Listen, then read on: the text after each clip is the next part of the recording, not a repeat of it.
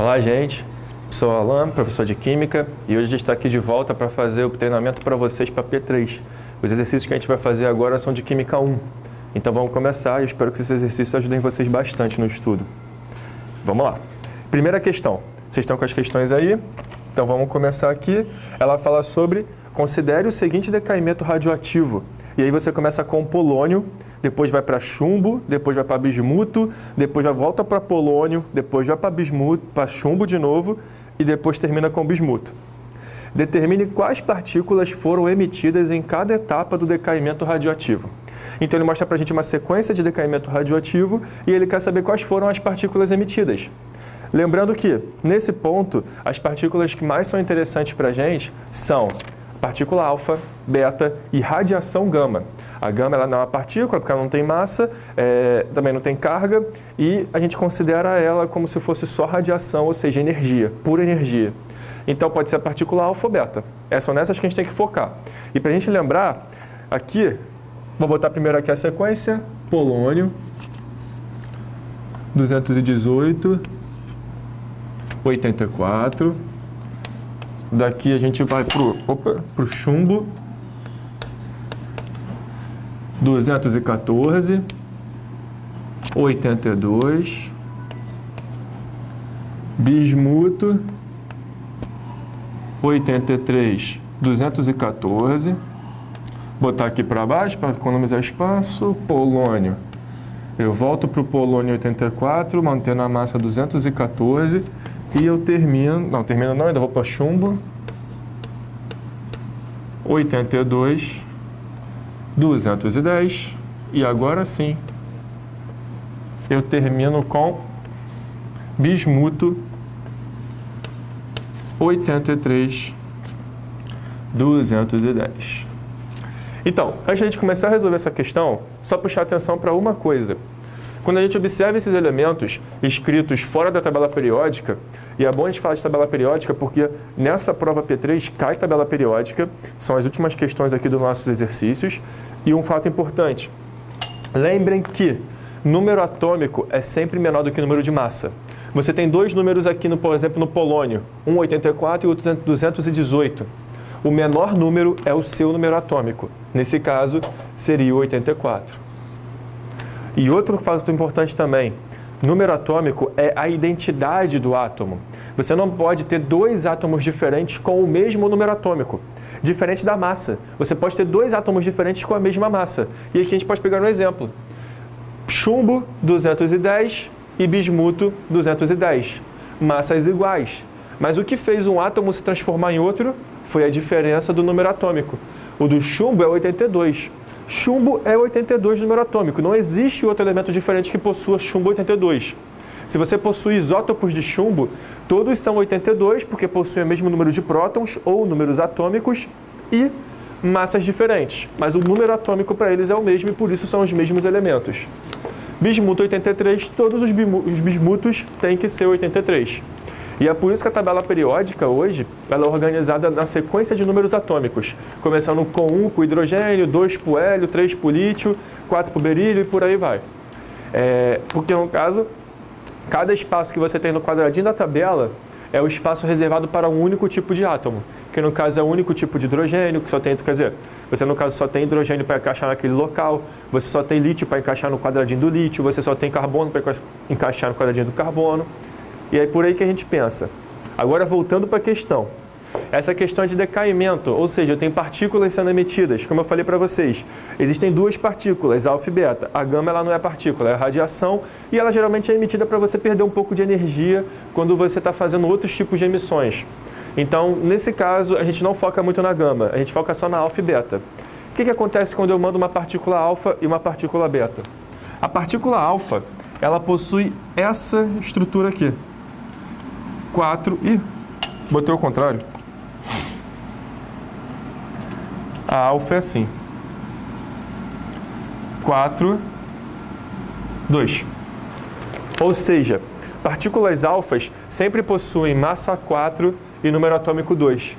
Então, só você parar para pensar numa coisa. Se você tem uma roupa, um colete, que pesa 5 quilos, e você tira esse colete e deixa de lado, o que aconteceu com o seu peso?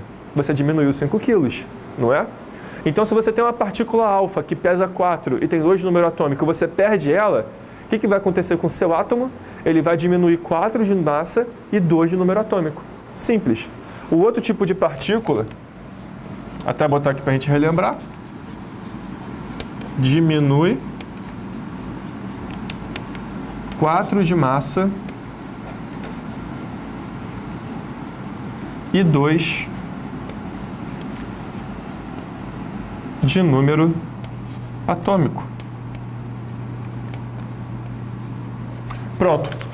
O outra partícula, que é a partícula beta, a gente representa por esse símbolozinho aqui, beta. O zero em cima se refere a que ela tem zero de massa, ela, no caso a massa dela não é zerada. A partícula beta é muitas vezes encarada como se fosse um elétron. E o elétron não tem massa zero, ele é uma partícula porque ele tem corpo e ele tem massa. Só que a massa dele é tão pequena que a gente considera desprezível. Tão pequena comparada a prótons e nêutrons, que são o que realmente dão a massa para um átomo. Então, como a massa dele é muito pequena comparada a esses dois, a gente considera a massa dele desprezível e a gente coloca um zerinho, mas tem massa. E, nesse caso aqui embaixo, a gente coloca -1, mas esse -1 se refere à carga dele. Ou seja, um elemento beta, ele no caso, tem zero de massa e carga -1, quando ele é emitido. Só que o que acontece quando você emite uma partícula beta? Quando você emite uma partícula beta, você simplesmente aumenta em uma unidade o seu número atômico. Sempre quando você emitir uma partícula beta, você vai aumentar em uma unidade. Então, essa é a característica da partícula. A próxima questão, questão 2, a gente vai entender esse fato dela emitir. Por que quando você emitir uma partícula beta, você aumenta em uma unidade o seu número atômico? Aumenta em uma unidade o número atômico. Pronto, número atômico, mesma coisa que o número de prótons. Voltando agora, eu tenho então esses dois tipos de partícula e agora eu sei o que cada uma faz quando elas são emitidas. Essa aumenta 1 e essa diminui 2 de atômico e 4 de massa. Agora é só olhar para o decaimento. Na minha sequência de decaimento, eu começo com polônio 218 e número atômico 84. Quando eu vou para o chumbo, eu diminui de 218 para 214. Ué, diminui 4 de massa. E quando eu olho aqui para o número atômico, foi de 84 para 82. Diminui 2. 4 de massa, 2 de número atômico, partícula alfa. Então aqui, o cara que eu estou emitindo, deixa eu pegar aqui, rosinha. Ah não, laranja, né? Estou chamando de laranja. É uma partícula alfa. Do chumbo para o bismuto, as massas continuaram as mesmas. E o número atômico foi de 82 para 83. Opa! De 82 para 83, eu estou aumentando em uma unidade o número atômico. Se eu aumento em uma unidade o número atômico e não aumento a massa continua constante, eu estou emitindo partícula beta. Então aqui foi uma beta. Do bismuto para o polônio, 83 para 84 e a massa 214. Bom, massas constantes, aumenta em uma unidade o número atômico, aqui saiu mais uma beta. Do polônio para o chumbo, eu fui de 214 de massa para 210, diminui 4. De 84 para 82, diminui 2. Então, se eu perdi 4 de massa e 2 de número atômico, eu perdi uma partícula alfa, partícula saiu. E para finalizar, chumbo para bismuto, massa 210, mesma coisa. 82 de número atômico para 83, aumentei em 1. Se a massa ficou a mesma e eu aumento um número atômico, a partícula que eu estou perdendo aqui é uma partícula beta. Prontinho. A questão pergunta para a gente quais foram as partículas que perderam em cada etapa. Foram essas, alfa, beta, beta, alfa, beta. Sempre tentem focar nessa questão da variação da massa do número atômico. E quando eu falo das partículas, praticamente são só essas duas. Existem outros tipos de partículas nas reações de transmutação que são emitidas, mas isso aí não vai ser muito aprofundado. Esse foco aqui são o principal, alfa, beta, e sempre tentem ver quando você vai ter essas mudanças para você saber qual partícula está saindo. Beleza? Acho que a número 1 era só isso, né? Determine quais partículas foram emitidas em cada etapa do decaimento radioativo. Isso aí. Pronto? Número 2. Na número 2 a gente vai entender um pouco esse processo da beta. Por que ela aumenta de um número atômico e a massa não varia? Então bora para 2. Até deixar um aqui escrita, que a gente pode se basear. Nós podemos nos basear. Número 2 ela fala o seguinte. Em 2011, tecnicamente recente, a gente está em 2017, 6 anos atrás, não é muita coisa, o acidente na central nuclear de Fukushima, no Japão, causou preocupação internacional a respeito da necessidade de se reforçar a segurança no uso da energia nuclear. Ah, só um minutinho, esqueci de botar aqui para cronometrar, senão depois eu esqueço. Pronto. Tem que botar ali o reloginho para ver o tempo, senão depois eu passo, vai 2 horas falando, eles vão ficar de saco cheio, vão desligar, enfim. Voltando. Fukushima, no Japão, causou preocupação internacional a respeito da necessidade de se reforçar a segurança no uso de energia nuclear, pois houve a liberação de quantidades significativas de césio-137 e outros radionuclídeos no meio ambiente. O césio-137 ele é o isótopo do césio que é radioativo. Foi como eu falei, os isótopos são átomos que a gente já sabe por ser o mesmo número atômico, mas dependendo dos isótopos, você pode ter radioativos e não radioativos. Isso aí tem aquela questão a ver com a questão do núcleo. Se o núcleo está estável ou não, a quantidade de prótons, a quantidade de prótons é a mesma, desculpa. A quantidade de elétrons, meu Deus do céu, nêutrons. Pô, se não é próton, não é elétron, pode sobrar nêutron. Enfim, a quantidade de nêutrons que você tem dentro do núcleo e a quantidade da massa que você vai variando, o seu núcleo pode ficar estável ou instável. Se ele fica instável, você tem radiação. E o césio-137 é um tipo de isótopo do césio que é radioativo. É importante lembrar, porém, que a energia nuclear tem importantes aplicações na medicina. O mesmo césio-137 é utilizado em equipamentos de radioterapia, no combate ao câncer. O césio-137 libera uma partícula beta negativa, formando um novo nuclídeo, que tem número de nêutrons igual a quanto? Aí é que está. Césio-137 também é utilizado na questão de radioterapia para poder tratamento contra o câncer. É essa questão. A radiação ela pode ser usada, até mesmo nesse caso da central nuclear de Fukushima, a intenção dela é ser usada para o bem, né? Porque uma usina nuclear consegue produzir uma energia muito maior do que uma usina hidrelétrica. Então, essa usina nuclear ela produzia muito mais energia e favorecia muito mais o meio ambiente, mas a população. Só que você está mexendo com uma coisa que é perigosa. Então, se acontece algum acidente, o acidente é monstruoso. Tanto que a gente utiliza o césio também no tratamento do câncer, porque ele consegue fazer o ataque às células cancerígenas que estão afetando o nosso corpo, enfim. A intenção é boa, mas às vezes quando acontece acidente, o acidente é muito drástico. Agora, voltar ao que interessa. Se eu falo para vocês que eu tenho césio 55, 137. Olhem, 55, 137. O número atômico é o 55. Por quê? Porque ele é o menor.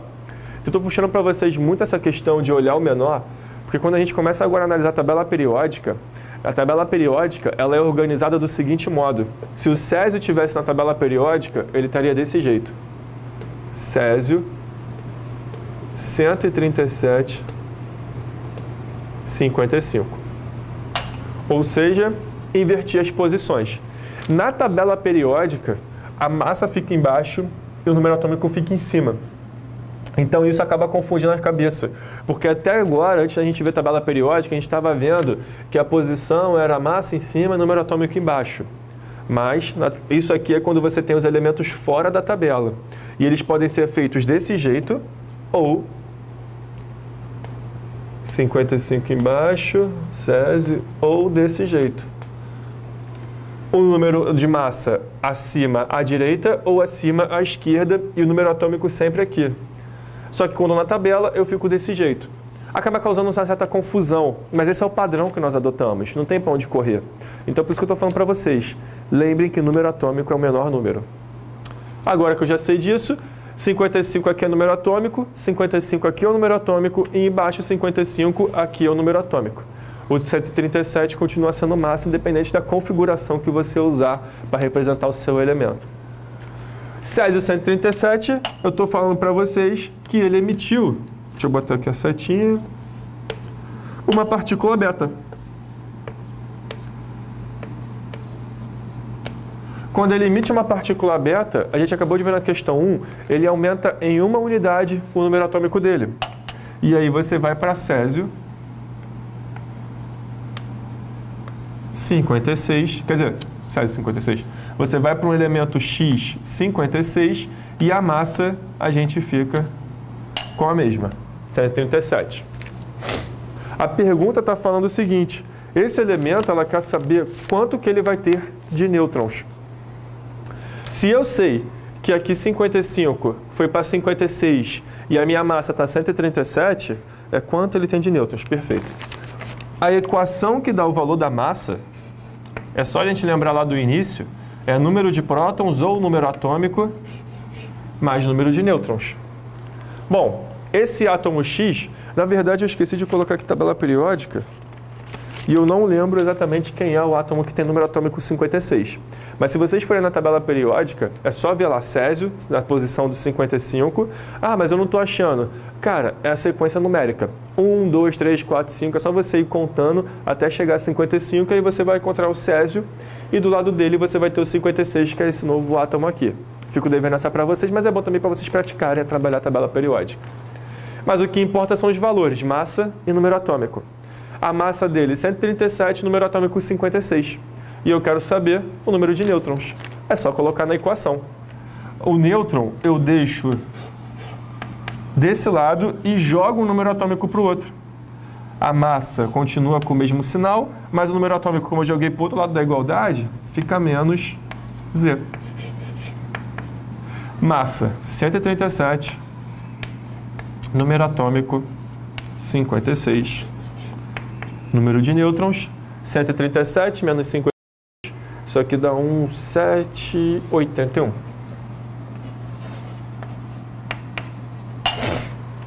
Pronto. Esse é o número de nêutrons do Césio.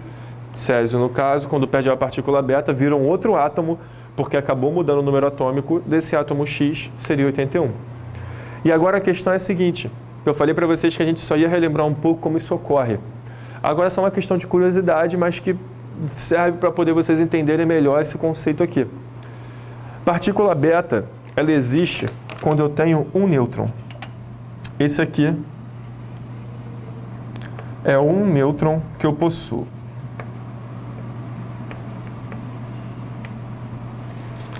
Pronto. Quando o nêutron acaba se rompendo, você acaba quebrando o nêutron, você racha ele. O nêutron, ele emite 3 partículas. Primeira delas, partícula beta, na verdade não seria a primeira, né? Todas são emitidas teoricamente ao mesmo tempo. Partícula beta, depois você emite um próton e por último você emite o que a gente chama de neutrino, que seria um nêutron de 0 de carga e 0 de massa. Neutrino é uma fragmentação bem pequena do nêutron, partícula, no caso beta, e um próton que você emite. Se você sabe que a carga do nêutron é 0, carga do próton é mais 1, com a carga da beta, menos 1. Menos 1 com mais 1, você zera. Por isso que a carga do seu nêutron é 0. Você pode considerar que você tem essas 2 partículas lá dentro. E, quando você emite, a partícula beta é o que vai embora, como a gente está vendo. O que fica dentro do seu átomo, no caso do seu núcleo, seria a sua partícula de próton e o seu neutrino. Essa partícula de próton que fica foi o que a gente viu. Próton, mesma coisa que o número atômico. Se você trocou um nêutron por um próton, você está trocando 6 por meia dúzia, dá no mesmo. Se você utiliza aqui a equação da massa, a massa ela não varia. Mas o que varia é o seu número atômico. Se eu pegar isso aqui como exemplo e eu utilizar, no caso, esse caso aqui, massa, eu tenho um elemento, até pegar isso daqui, 55, 137, foi para 56 e 137. A massa que eu tinha antes, no caso do Césio, eram 55 prótons, então 55 de número atômico. Então eu teria antes a massa igual 55 mais 82 nêutrons, que seria a quantidade de nêutrons que eu tenho no césio. Só que o que aconteceu? Eu transformei um nêutron em um próton, teoricamente falando. O nêutron se rompeu, liberou uma partícula beta e deixou um próton no núcleo. Então o que vai acontecer? Eu vou tirar um número do 82 e vou botar um número no 56. Então quando eu faço isso, no 55, ele vira 56 e o 82 vira 81. Pronto. O número atômico do seu césio, número de nêutrons do seu césio, número atômico do seu átomo que se formou, número de nêutrons do átomo que se formou. Quando você soma os dois, 55 mais 82, continua dá 137. E o de baixo, 56 mais 81, continua dando 137. Na equação, é isso que ocorre quando você tem a emissão de partícula beta. Ok? Então vamos lá. Como eu disse, isso aqui foi mais uma curiosidade. É só lembrar que a beta aumenta uma unidade do número atômico. Questão 3. Deixa eu apagar aqui o quadro.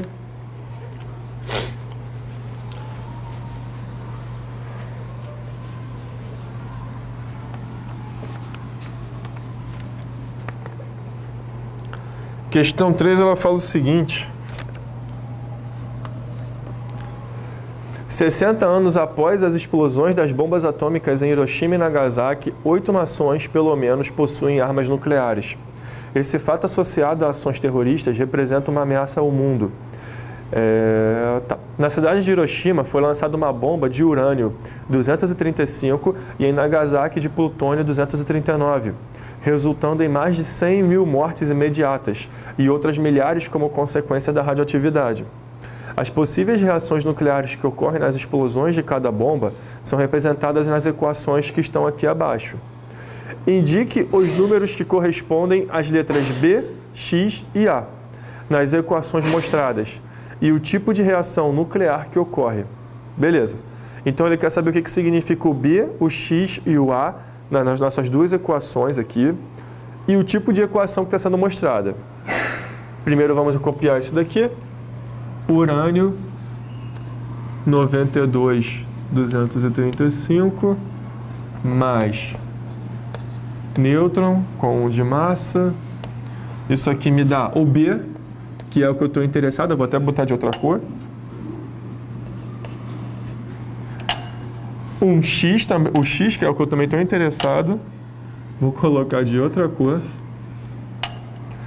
E 142 de massa. Mais 36, que é o nosso criptônio, de massa 91, mais 3 nêutrons sendo liberados. Na reação de baixo, eu tenho 94 do plutônio, 239, mais o nêutron, e isso libera. Gente, esse Y não é uma incógnita, geralmente XY. O Y realmente é um elemento e ele está na tabela periódica. O nome dele é ítrio e o símbolo dele é o Y. Então, por isso que a questão não está perguntando, identifique as letras X, Y, Z, X, B, A, enfim. O Y realmente é um elemento químico que se chama ítrio. Então, quando você tem essa reação aqui química, você está liberando, no caso dessa reação nuclear, né? Você está liberando o ítrio como um dos compostos. De massa 97. Se vocês forem na tabela e procurar o número atômico 39, vocês acharão o ítrio. Mais, olha o nosso césio aqui, 55. E o que ele quer saber, vou botar aqui de azul, é o Azinho que está aqui. E termina com a liberação de 5 nêutrons. Pronto. Eu quero saber os valores de B, de X e de A. Ih, rapaz. Tá, vamos lá. Primeira coisa que a gente tem que ver, esse tipo de reação, que é uma das perguntas que ele está fazendo para a gente, é uma reação nuclear de transmutação artificial. Essa é a resposta. Por que artificial? Porque quando você tem o ataque de um nêutron direto em um átomo que já é instável, ou seja, um átomo nuclear, você forma a fissão dele. Então, essa reação de transmutação artificial, nós caracterizamos ela com o nome específico de fissão nuclear. Porque você atinge um nêutron dentro de um átomo radioativo e você quebra ele. Quando você quebra esse átomo que é grande, você transforma ele em átomos menores. Esses átomos menores podem ou não ser radioativos. Isso aí depois fica para ser analisado. Mas aqui, plutônio, eu ataquei um nêutron nele, quebrei o elemento. Quando eu quebrei, eu formei o átomo de ítrio, o átomo de césio e liberei 5 nêutrons. No urânio, eu tenho aqui o ataque do nêutron, e quando eu ataquei esse átomo que tem um núcleo bem grande e instável, eu transformei ele nesse átomo X, que a gente vai descobrir, e no criptônio, e liberando mais 3 nêutrons. Esses nêutrons que são liberados, eles são levados a atingir outros átomos de urânio ou de plutônio que estão lá dentro do recipiente. É uma reação em cadeia, consecutiva. Então, a partir do momento que você começa a primeira reação, ela já leva a ocorrer todas as outras reações. Então, ela pode durar aí até acabar todo o material, praticamente. Então, voltando aqui para a questão, nesses casos, resposta, fissão nuclear. Só para a gente não esquecer de escrever isso. Fissão nuclear. Fissão é quebra. Então, você está quebrando os seus átomos grandes em átomos menores. E agora, para a gente analisar essas letras que a gente quer saber os valores, B, X e A. Nessas reações de transmutação, a gente tem o que a gente chama de conservação da massa, e nisso você conserva o número de massa dos reagentes para o número de massa dos produtos e o número atômico dos reagentes para o número atômico dos produtos. A gente vai analisar isso aqui agora. Eu começo aqui com o meu urânio. Eu tenho 92 de número atômico e o nêutron, ele não tem valor de número atômico, ele é 0. Então, no total dos reagentes, eu possuo apenas 92 de número atômico. Quando eu olho para a massa, eu tenho 235 do urânio com 1 do nêutron. 235 mais 1 dá 236.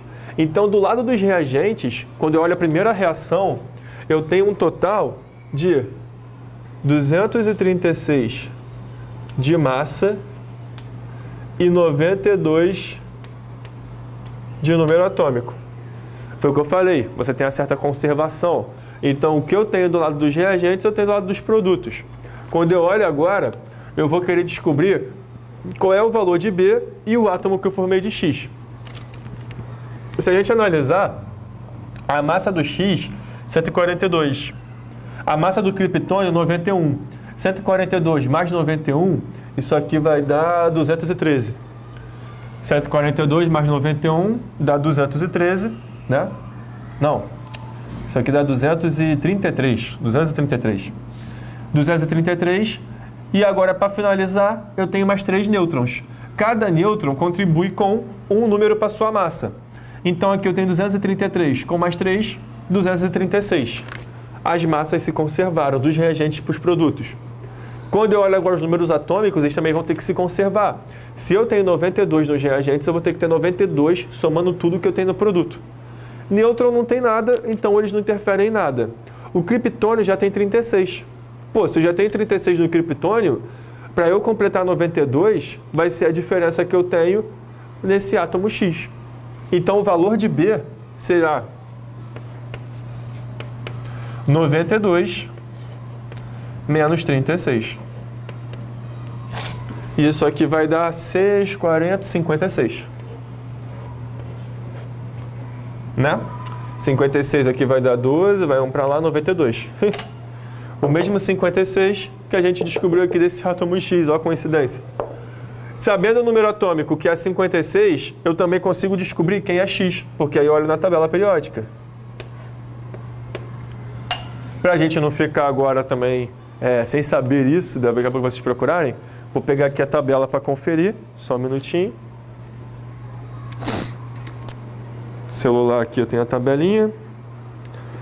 Vamos lá. Aqui. Pronto. 56. 56, Césio.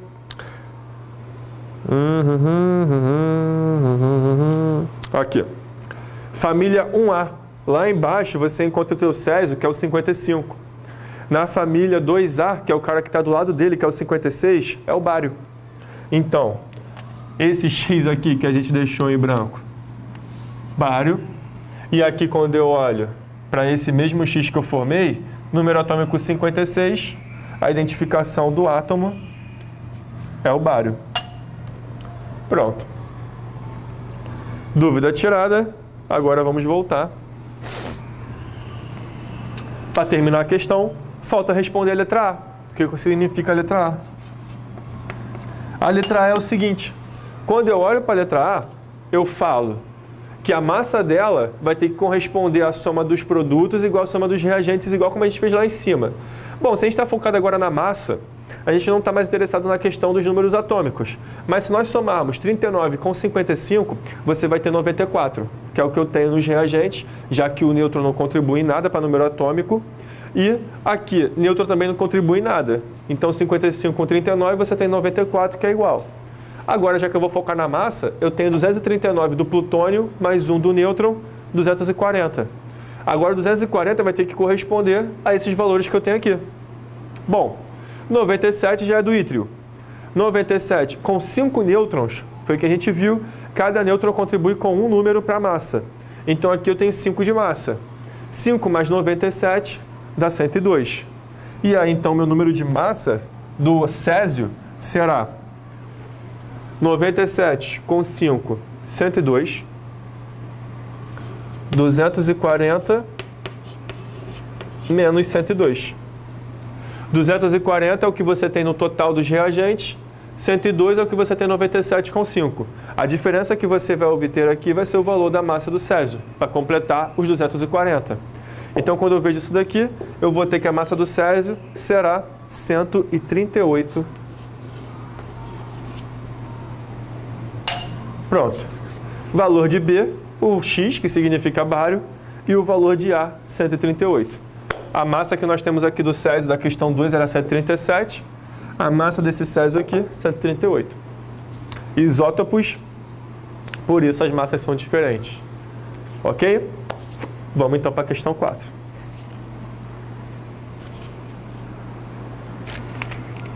Essa questão 4 aqui tem um gráfico.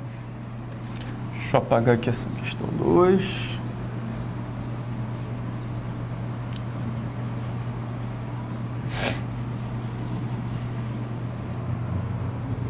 Pronto.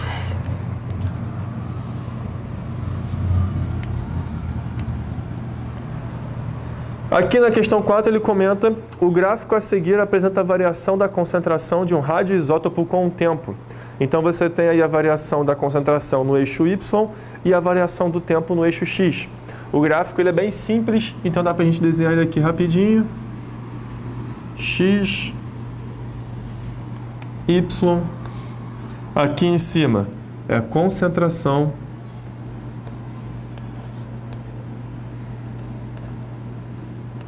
e aqui embaixo é o nosso tempo em minutos.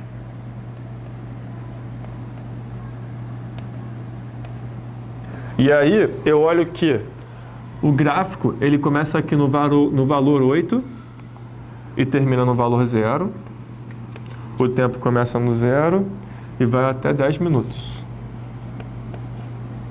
Bom, a curva que ele tem é uma curva bem tranquila, que ela começa no 8 e vai descendo, descendo. Ela não chega a encostar no 0 do tempo, mas chega muito perto. Lá no finalzinho ela quase encosta, mas não chega a encostar. A concentração então foi abaixando, só que aí que tá.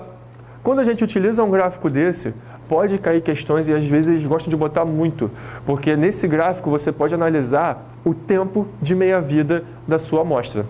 O tempo de meia-vida, ele é o tempo necessário para a sua amostra radioativa chegar à metade da massa.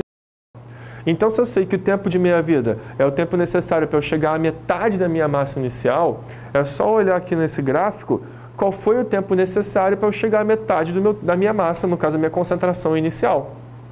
Então, quando eu olhar aqui, comecei com 8, não comecei? Bom, eu só preciso ver aonde o tempo se encaixa quando eu chego na metade dele, que seria o 4. Pelo gráfico, a gente consegue observar que o 4 ele está conectado a 2 minutos. Quando você faz a linhazinha,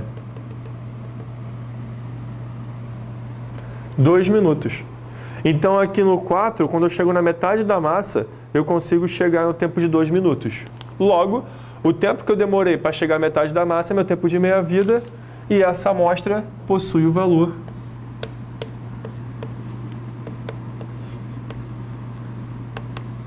aqui. Pronto, metade da questão já foi encaminhada. Descobri o tempo de meia-vida e agora a pergunta. Se são encontrados 120 gramas desse radioisótopo, vejam bem, o gráfico começa com 8 de massa. E quando você vai para aqui, para a questão, ele fala que você tem 120 gramas. No gráfico só serve para você obter o tempo de meia-vida. Depois que você obter o tempo de meia-vida, você vai para a questão e responde a pergunta que ele está te fazendo com outra massa. O tempo de meia-vida é uma característica intrínseca da matéria, do seu elemento. Ou seja, é o tempo de meia-vida dele independente da massa que ele possui.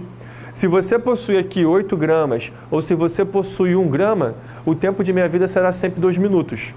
Só que em 2 minutos, se você começa com 8, você vai estar com 4. Em 2 minutos, se você começa com 1, você vai estar com 0,5. Aqui está mostrando para a gente que que a massa inicial seria de 120, desse mesmo radioisótopo. Então, se é o mesmo radioisótopo, o tempo de meia-vida é o mesmo. Se eu começo com 120 gramas iniciais, passaram-se 2 minutos, eu vou estar com 60. Mas esse valor de 2 minutos é só para esse cara. Cada elemento possui um tempo de meia-vida diferente.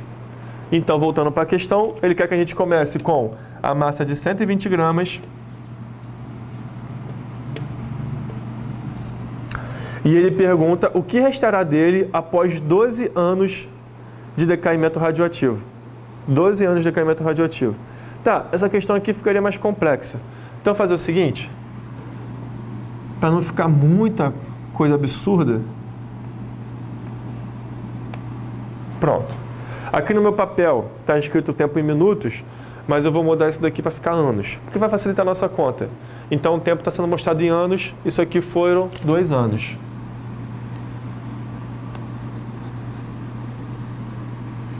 Fica bem mais fácil. Dá para a gente calcular em minutos, só que o número seria um número absurdamente grande, até porque ele quer 12 anos. Então, vamos transformar esses minutos em anos e, enfim, isso aqui é uma amostra hipotética, é uma questão inventada, eu posso fazer isso para poder facilitar nossas contas, eu não tinha visto isso aqui antes. Beleza. 120 gramas, eu quero saber quanto é que vai sobrar depois de 12 anos.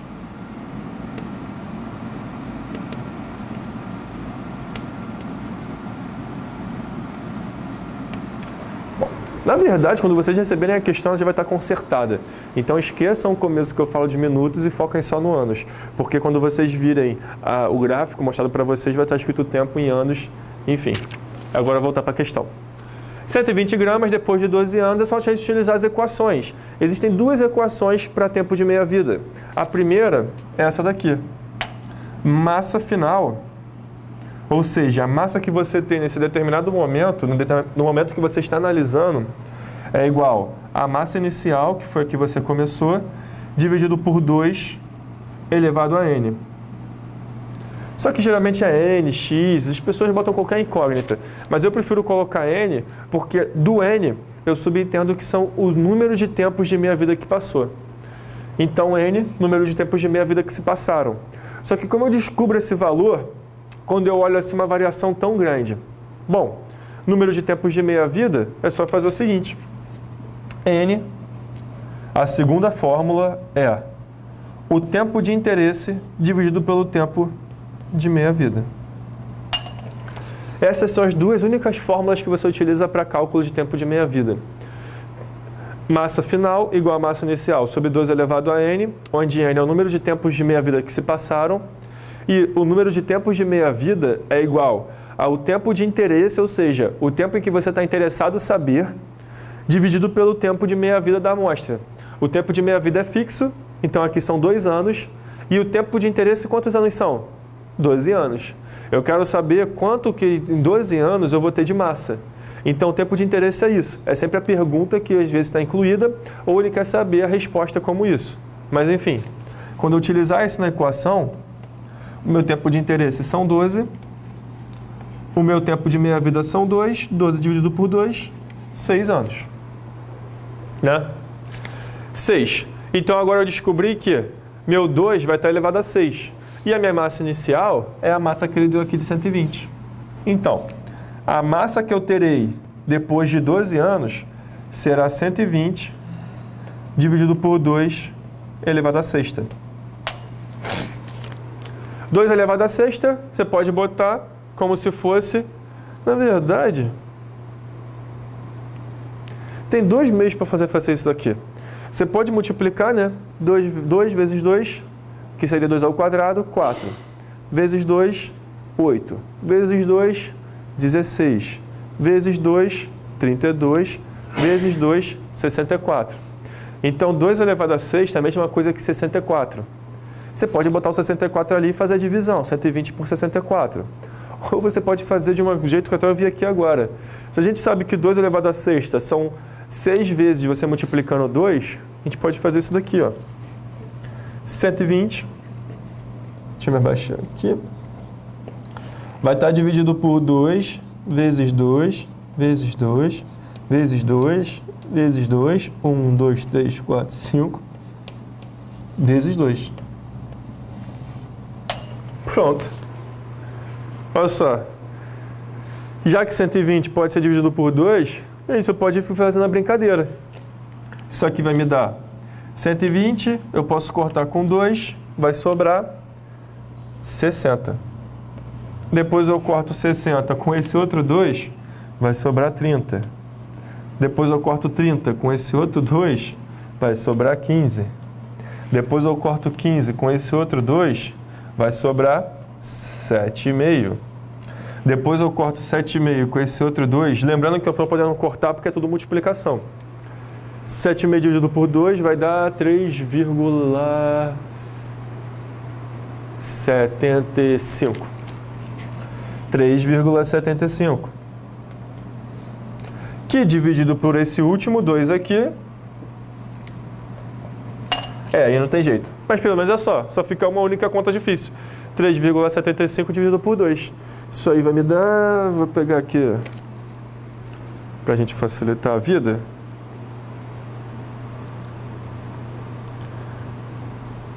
(3,75) dividido por 2, 1,875. Poderia botar 1,9, tava bom. Então, mais ou menos igual a 1,9 gramas. Essa é a massa que eu tenho ao final de 12 anos, quando eu obtive o tempo de meia-vida pelo gráfico. Ok? É isso. Quando você tem questões de tempo de meia-vida com gráfico, o gráfico só serve para você obter o valor do tempo de meia-vida. Depois que você obteve o valor do tempo de meia-vida, aí você resolve a questão que ele vai te dar uma massa diferente da massa que tem no gráfico. Se ele der 100 gramas aqui e aqui ele pedir 500 gramas, não importa. Você obtém quanto tempo você demorou para chegar de 100 a 50 no gráfico e o tempo de meia-vida que você obteve, você aplica as 500 gramas aqui embaixo, levando em consideração essas duas equações. Essa e essa. Pronto. Questão 5.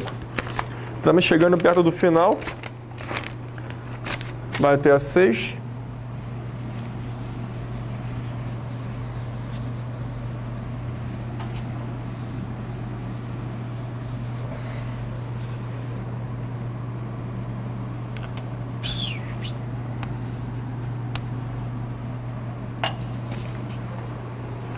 Na questão 5 ele fala: um átomo do elemento químico X, usado como corante para vidros, possui número de massa igual a 79 e número de nêutrons igual a 45. Considere um elemento Y, que possua propriedades químicas semelhantes às dos elementos X. Na tabela de classificação periódica, o elemento Y estará localizado em qual grupo? Bom, questão de tabela periódica. Uma coisa importante que a gente tem que ver é a tabela periódica, ela é analisada de um modo bem simplificado. Você pode olhar nas horizontais, que são os períodos, e nisso eu tenho 7 períodos, de cima para baixo olhando as horizontais. Ou você pode olhar as colunas, que é na vertical. E quando eu olho as colunas, eu possuo 18 grupos, ou seja, 18 colunas ali estabelecidas. Os grupos podem ser divididos em famílias também. Família 1A e B, quer dizer, família A ou família B. Essas famílias A possuem nomes próprios e a família B não. A família B a gente chama de metade de transição, porque ela está na transição entre as famílias A's, 2A e 3A. Ele fica ali no meio. Então, fica nisso. E aí ele está falando aqui que na classificação da tabela periódica, o elemento Y estará localizado em qual grupo? Só que ele diz que o elemento Y possui propriedades químicas semelhantes às dos elementos X. Quando eu falo que possui propriedades químicas semelhantes, eu estou dizendo, desculpa, que ele pertence à mesma família. No nosso caso, se você parar para observar, famílias sempre possuem características semelhantes. Até mesmo parentes distantes e tudo mais, as características são semelhantes, nem que sejam genéticas ou sociais.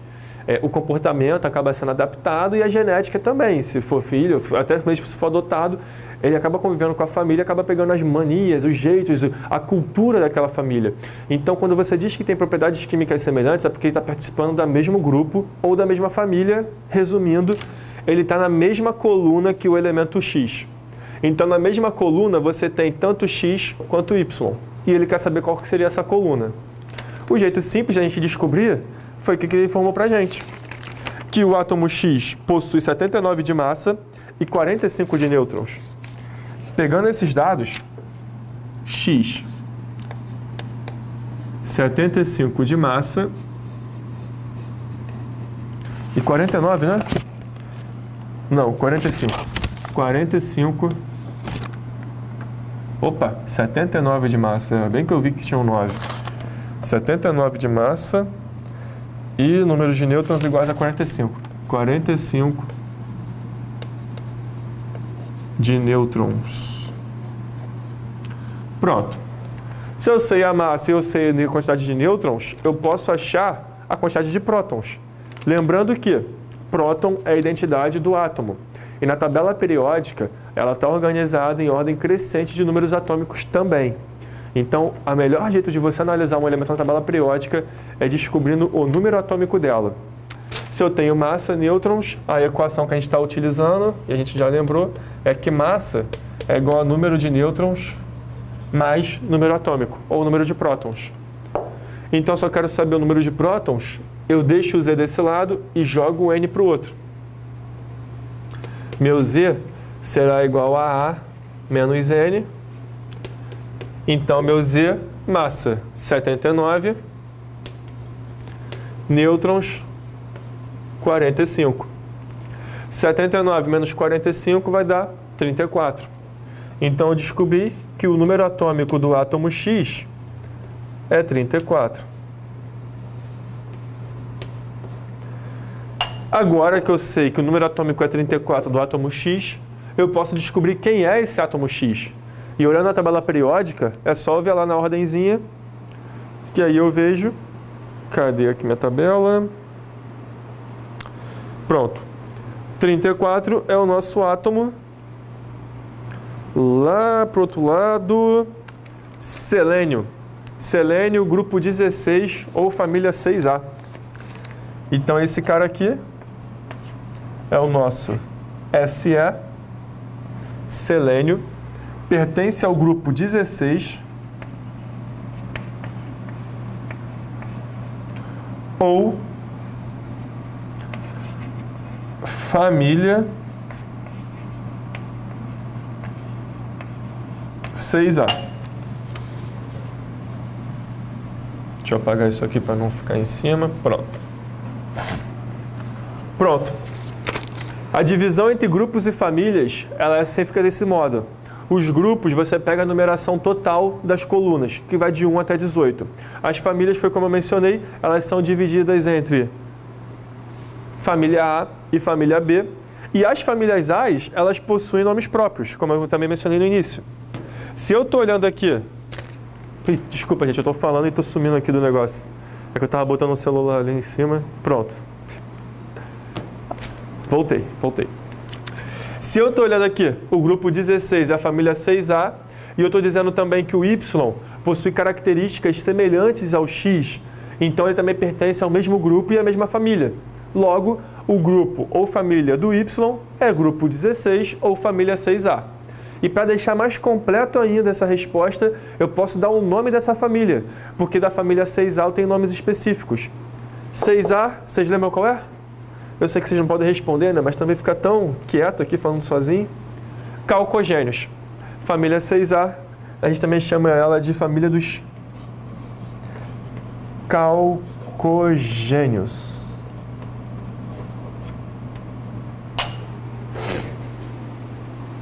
Esse nome é derivado da questão do cobre. Geralmente, os compostos da família 6A, eles foram descobertos fazendo sempre juntos em compostos que tinham cobre. Então, Gênesis vem de Gênesis, na formação, e o cálculo de cobres.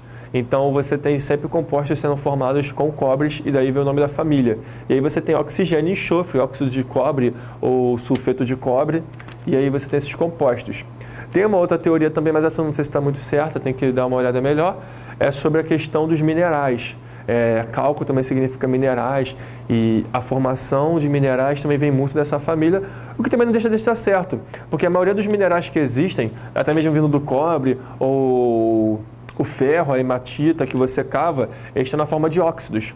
Óxidos de ferro, quando você está lá na mina cavando e você acha ferro que você leva para poder fazer as barras das construções, você não acha ferro puro. O que você acha é óxido de ferro. E aí você pega esse óxido de ferro, leva para a indústria, que no caso é uma siderúrgica, eles vão transformar o óxido de ferro em ferro. E aí a utilização do ferro vai ser levado para para qualquer coisa que leve ferro, construção, obras e tudo mais. Então, também essa teoria não deixa de estar muito certa. Existem essas duas, mas ficam as duas no ar, da origem do nome da família calcogênios. Então é isso. Só para relembrar então, já que eu falei que a família 1A possui nomes próprios, a família A possui nomes próprios, família 1A se chama metais alcalinos, 2A, alcalinos terrosos, 3A, boro, família do boro, 4A, família do carbono, 5A, família do nitrogênio, 6A, calcogênios, 7A, halogênios, 8A, gases nobres. A 3, A 4 e A 5, elas recebem o nome da família em cima do nome dos primeiros átomos que estão nelas, boro, carbono, nitrogênio. E a família B são metais de transição, e você também pode subdividir esse nome em dois nomes, transição externa e transição interna. A transição externa é a galera que pertence ali ao bloco D, que é aquela galera que a gente está no meio da tabela. A transição interna são aquelas duas caixinhas que se puxam na tabela periódica para baixo e abre, que seria referentes ao bloco F. Ok? Então, seguindo, vamos terminar aqui com a questão 6.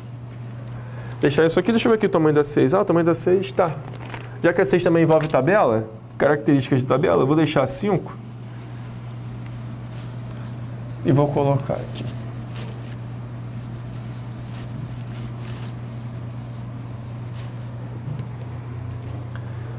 Pronto.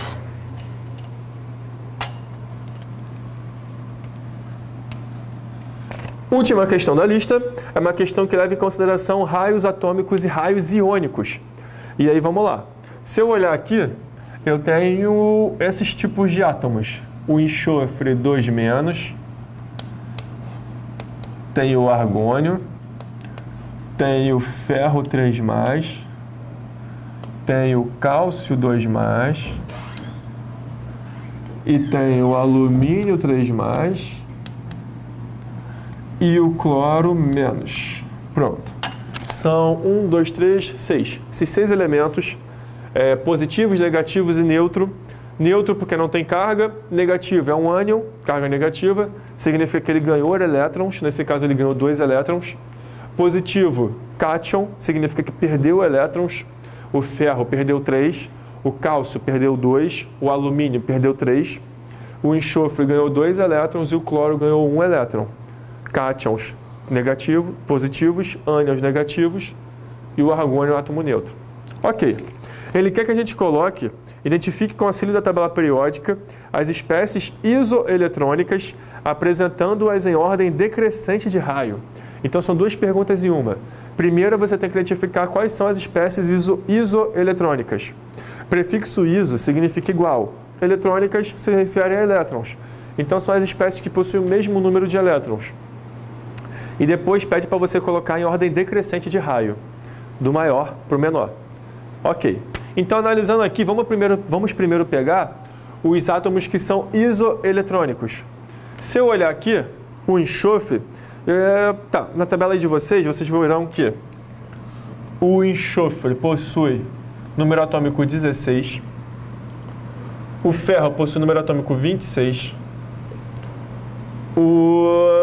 deixa eu pegar isso daqui. Minha cola da tabela. O argônio possui número atômico 18.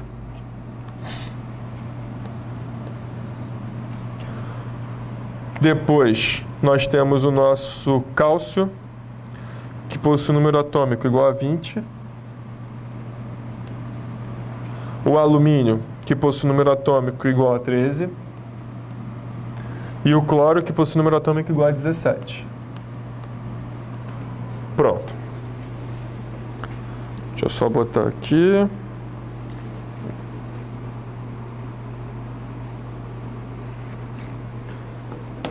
Aqui, voltei. Então, tem esses elementos e os números atômicos deles aqui embaixo. Na questão de vocês, estão sendo mostrados. Aqui eu tive que pegar ali a colinha na tabela periódica. E agora eu vou analisar os átomos, os elementos que são isoeletrônicos. Então, eles têm que possuir a mesma quantidade de elétrons. Lembrando que, se eu pegar o caso do argônio, em átomos neutros, ou seja, elementos neutros que não possuem carga, o número atômico é a mesma coisa que o número de elétrons. Então, para esse caso aqui, a quantidade de prótons é igual à quantidade de elétrons. Quando eu olho para os ânions que são negativos, a quantidade de elétrons é maior do que a quantidade de prótons. Elétron maior que prótons. E quando eu olho para os positivos, os cátions, a quantidade de prótons é que é maior do que a quantidade de elétrons, até porque ele perdeu elétrons e aqui ele ganhou elétrons. E quando não tem carga, as quantidades são iguais, até porque elas se anulam. Próton que é positivo, elétron que é negativo, 18 prótons com 18 elétrons, mais 18 para prótons, menos 18 para elétrons, zero. Então é por isso que eles não têm carga. Então aqui analisando, 18 prótons, o número de elétrons que o argônio possui são 18.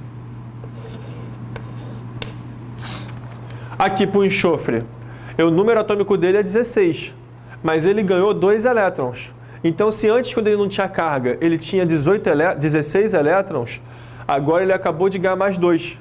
Então, ele vai ficar com 18 elétrons também. Agora, o ferro. O ferro tinha 26 quando ele era sem carga, mas ele acabou de perder mais 3 elétrons. Se ele tinha 26, perdeu 3, então ele tem 23 elétrons. Aqui, aqui. Cálcio. Cálcio eu tinha 20 antes, perdi mais 2. Se eu perco 2 elétrons de 20, o que eu tenho são 18 elétrons. Alumínio, eu tinha 13, perdi 3, estou com 10 elétrons. E o último é o nosso cloro menos, tinha 17, ganhou 1 elétron, por isso que ficou negativo, 18 elétrons. Logo, os elementos que são isoeletrônicos são o enxofre, 2-, o argônio, o cálcio, 2+, e por último o nosso cloro menos. Esses 4 elementos são os nossos isoeletrônicos. Primeira parte da questão resolvida, vamos para a segunda parte, que é botar em ordem decrescente de raio, ou seja, do maior para o menor. Lembrando que, quando eu analiso o raio de um elemento pela tabela periódica, um elemento neutro, eu posso analisar pelos períodos ou pelas famílias. Quer dizer, isso, pelos períodos na horizontal ou pelas colunas em que ele se encontra na vertical. Deixa eu apagar essa parte aqui da 5, que agora que eu lembrei que a gente tem que só relembrar essa coisinha de análise de raio. Se eu for olhar aqui a tabela periódica, essa tabela aqui bem fajuta que eu estou botando aqui para vocês, Pronto. O raio, aumento do raio neutro.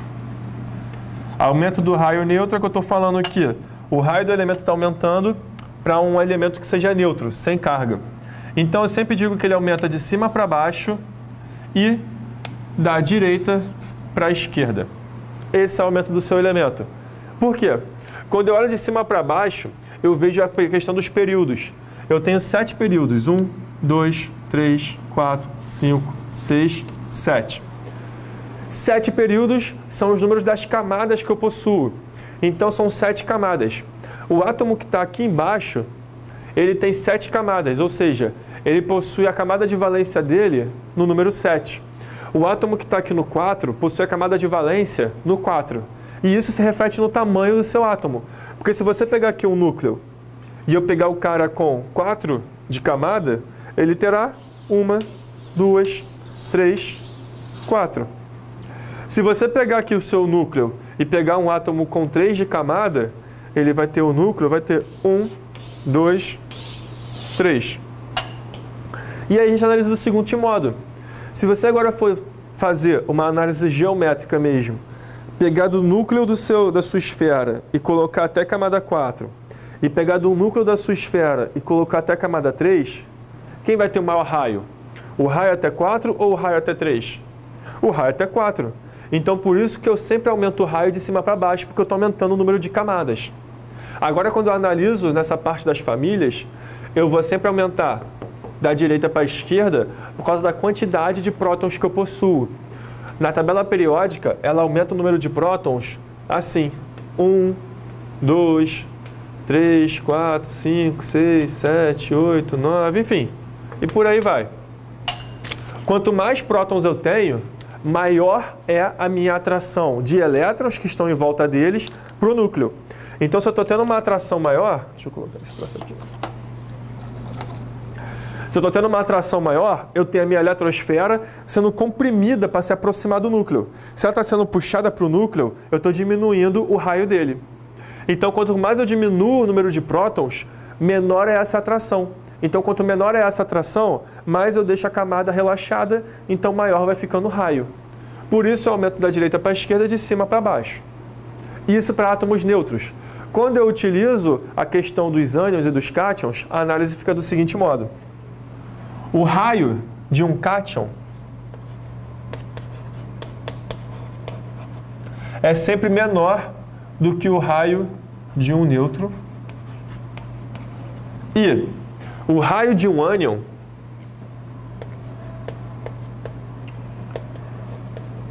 é sempre maior do que o raio de um nêutron. Bom, se eu falo para vocês que a quantidade de prótons, quanto eu aumento a atração dos elétrons para o núcleo, o cátion é porque perdeu elétrons. Se você perdeu elétrons, você tem mais carga positiva, que é aqui, ó, mais 2, mais 3, mais 3. Então, se eu tenho mais prótons do que elétrons, a atração é muito mais forte. Se ela é muito mais forte, eu consigo diminuir mais ainda esse meu raio. Por isso que o raio do cátion é menor do que o do nêutron, do elemento nêutron. E quando eu olho para o ânion, eu ganhei elétrons. Se eu ganho elétrons, eu analiso pelo seguinte fato. Eu tenho aqui 2 elétrons um do lado do outro. Todos têm cargas negativas. E eu coloco mais um aqui no meio. O que acontece? Eles vão ter que se afastar para poder dar espaço para esse outro elétron entrar. Então, quando eles se afastam para dar espaço para esse outro elétron entrar, eles aumentam o raio. Então, você vai ter uma repulsão que faz a camada aumentar mais ainda. Então, esse aumento da camada pela presença de mais elétrons, por causa das repulsões, se leva a também o aumento do raio. Então, ânions são maiores do que os nêutrons e os cátions são menores do que os nêutrons. E agora vamos analisar a questão. Nessa questão, eu tenho átomos que possuem o mesmo número de elétrons. Mas eu tenho átomo neutro, eu tenho um átomo negativo e eu tenho átomos positivos. Se eles possuem o mesmo número de elétrons, eles podem ser analisados igualmente. Só ver quem possui maior número, quem possui maior raio e quem possui menor raio. Então agora eu vou olhar. Se eu sei que é do maior para o menor, então eu sei que os ânions possuem maiores raios, eu vou começar então por um ânion, ou pelo enxofre 2- ou pelo cloro-. O enxofre 2- é porque eu coloquei 2 elétrons ali no meio. O cloro menos é porque eu só coloquei um. Se eu falo para vocês, quando eu coloco o elétron, tem uma repulsão e isso faz o raio aumentar, se eu coloco 2 elétrons, a repulsão é bem maior e o raio aumenta muito mais. Então, o maior raio que eu tenho é o do enxofre 2-. Então, o enxofre 2-, ele é o maior, seguido do cloro menos. Agora, eu vou para o argônio. Por quê? Eu sei que o átomo neutro, ele é maior do que o cátion dele. Então, o argônio, que possui 18 elétrons, e o cálcio 2+, que também possui 18 elétrons, eles terão diferenças do raio. O argônio vai estar maior do que ele, e o cálcio vem por último, já que os cátions conseguem atrair muito mais os elétrons para o núcleo, e aí você tem um raio bem menor. Nessa questão dos isoeletrônicos, vejam bem, eu posso analisar esses elementos diferentes porque eles possuem o mesmo número de elétrons. Então, nessa análise desses isoeletrônicos, eu tenho essa diferença decrescente dos raios. E a sequência é essa. Então é isso, galera. Deixa eu ver ali a hora. Bateu. Espero que vocês tenham gostado. Os exercícios foram esses. Espero que tenha ajudado bastante. Tentem refazer em casa daqui a pouco também essas questões. E um grande abraço e até a próxima.